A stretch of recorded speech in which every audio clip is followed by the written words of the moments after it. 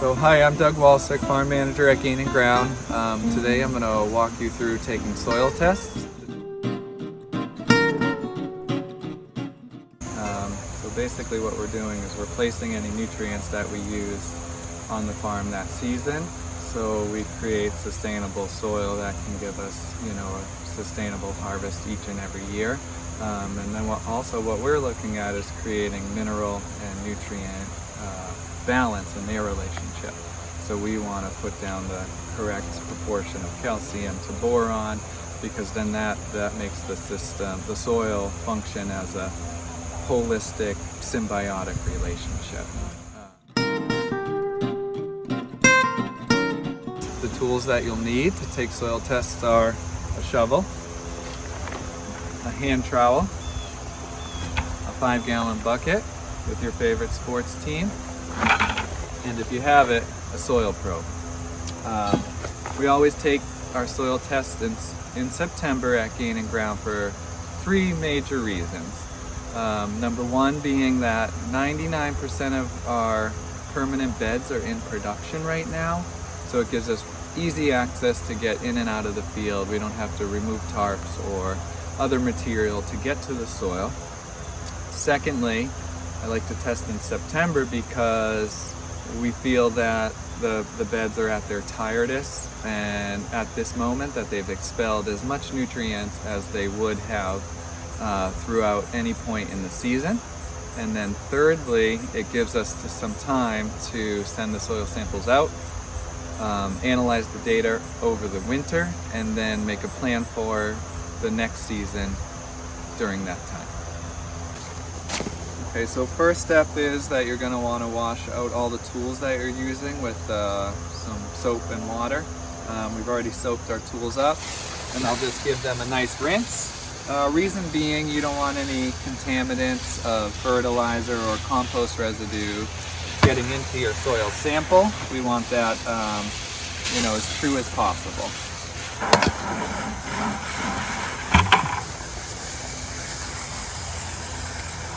And then we're ready to go. So we're here in one of our field plots where we're going to perform the soil test today. This plot is 80 by 80, and what you want to do, it's real important to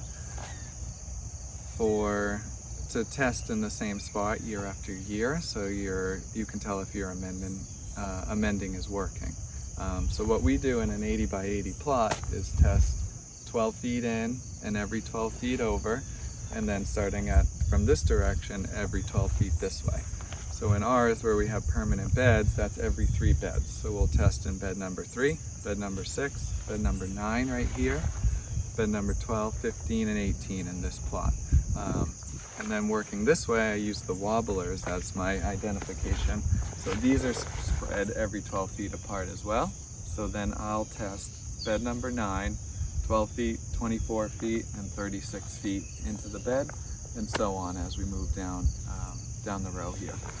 So right now we're in a plot of oats and peas. So this is a cover crop. This is, working to increase soil organic matter. It's going to keep us covered for the winter. And we got a really excellent stand here. And, whether the beds are empty or have crops going, just, try to work around those crops and, find a nice hole to get some soil from. So what we use here on the farm is a soil probe. You can find these on Amazon for as cheap as $5 or as expensive as $30. This is kind of in the middle, maybe a $15 soil probe.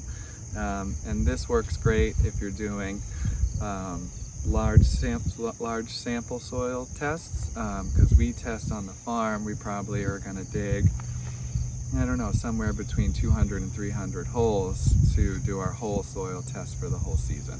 So I recommend that, but if you're just a home gardener, you can very easily use the hand trowel, or a shovel. Now that we've cleaned out our tools and equipment, we're ready to take the soil test. I'm going to scrape away just the top, no deeper than 1/2 inch, because you know, we know we're putting down compost and we know we're putting down fertilizer. That stuff kind of sits right on top of the bed, but I don't want to test for that. I already know the nutrient content for that. I want to test the soil at its core. So I just get away any residues that would, you know, throw off the soil test results and really focus on the parent soil here. So if you have a soil probe, that's the easiest. What you'd want to do is insert the soil probe as deep as you can get it, and then you want to spin it, so that'll lock it into its channel here. And then you pull the soil sample up.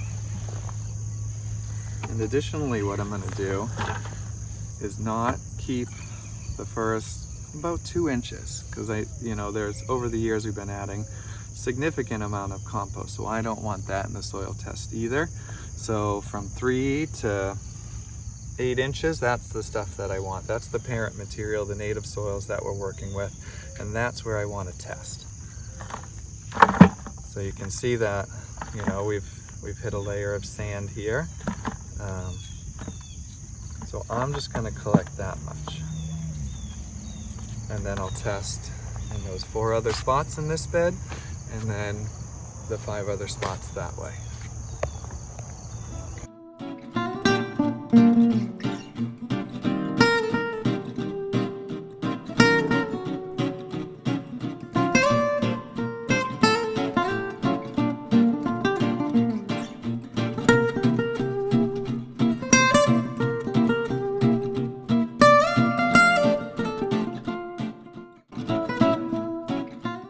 You'll do it very similar to the soil probe, it'll just take a slightly more effort.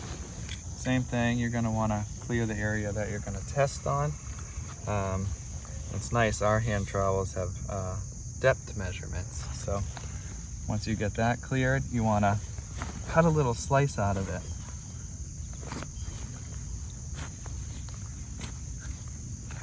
So I make these little rectangles, and then I'm going to pick that soil up. That's from, you know, the top layer down to about 4 inches of soil. I'm actually going to take off, I don't want the top area where the living roots are and where we put down compost, so I'll, you know, take off that first 1/2 inch, and then I'll keep the rest of this in the bucket.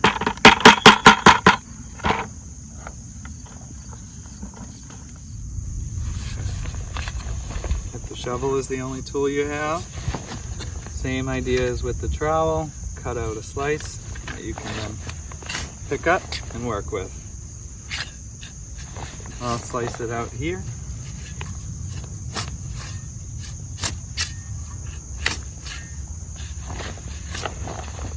And I'll pick that soil up.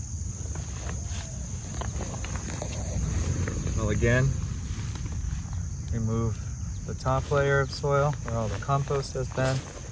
It's a good idea when you're working with the shovel to fill your hole back in. And then take the end of the tip of the shovel of all the native soil and the parent material and add that to your bucket. Okay. You're finished testing a plot and you have your 15 test samples here. You want to mix that whole bucket together, get that really incorporated, mix that up real nice. And then this will give you, you know, testing from those plots, this will give you a great overview of what this plot looks like. And that'll be best for the soil testing company that you use to interpret your results. We send our tests out to a private lab in Ohio. But you can also send it to your local extension office at your, you know, local land-grant university. Here, you could use the University of Massachusetts, but we choose for a more in-depth test results for, you know, the style of farming that we're using with our mineral focus to send out to a lab called Logan Labs in Ohio. Now we've collected all our samples. We're back in the greenhouse. The greenhouse is a great place to let your soil air dry and send it out to the lab takes approximately 2 days. If it's nice and sunny out, you just want to send a nice dry sample that'll cut down on your shipping weight, and so on. So what we're going to do is, now that we've collected samples from the whole entire farm, we want to label each sample so that we know what sample we're sending, so we can label that, and then next year we know what we're amending for. So the field that we were in today was West Field and plot number 1. So what you want to do for a sample, they need at least a cup. So I'm going to get a really nice full overflowing 1 cup measurement of soil for West 1. Add it to my piece of cardboard here and kind of spread it out over, a nice single layer, so all the sun will get exposed to it and it will dry out. You can remove any rocks or any debris that you see in there, and remember, because we just want the soil in there. So, and that's the process of collecting and preparing your soil test to get sent out.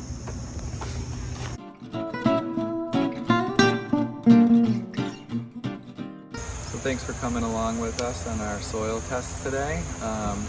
Just one last thing to note, we generally have our soil test come back to us in the fall. We look over it and analyze it in the winter time, and then we'll add our amendments each spring as we first plant each plot. As we get into and work the soil, we'll add it then. But I like to think of that as an investment in the future, because we're not getting those results immediately.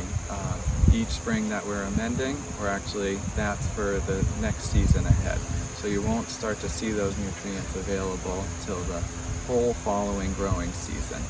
So what we're doing is always investing in the future, and why those amendments aren't necessarily available is because they need, the weather, water, exposure to, wind, snow, temperature fluctuations, and the interaction with microbiology before the amendments are broken down and turn into a form that's readily available for the plant roots to then take up and use.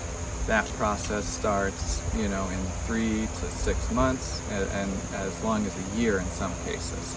So you want to get those amendments down as soon as you can and let them weather in, and your plants will really appreciate that and will flourish.